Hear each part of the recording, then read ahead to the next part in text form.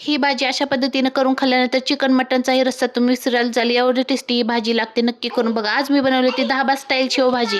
भाजीसाठी मी इथं कांदा, खोबरं आणि टोमॅटो तेलामध्ये परतून घेतलं होतं मस्त असं लालसर कलर येईपर्यंत. नंतर या मिक्सरच्या भांड्यामध्ये हे सगळं टाकून त्याचा एकदम बारीक पेस्ट करून घ्यायचा. सगळ्यांचा एकदाच करून घ्यायचा. इथं मिक्सरचं भांडं छोटं पडत होतं म्हणून मी 2 पार्टमध्ये केलं.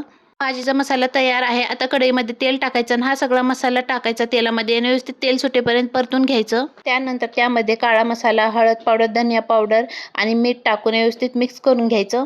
आणि त्यामध्ये मी इथं अद्रक लसूण पेस्टही टाकून घेतलं. तुम्ही इथं मग गरम मसाला आणि शेवभाजी मसालाही टाकू शकतात. खूपच छान टेस्ट येते. इथं माझ्याकडे शेवभाजी मसाला नव्हता म्हणून मी इथं काळा मसाला, लाल मिरची पावडर, धने पावडर टाकून घेतलेली आहे. याने खूप मस्त टेस्ट येते आणि खूप छान भाजी होते. व्यवस्थित भाजल्यानंतर यामध्ये गरम पाणी टाकायचं, कारण की गार पाण्याने टेस्ट चांगली नाही येणार. गरम पाणी करून पाणी टाकलं तर व्यवस्थित छान टेस्ट येईल.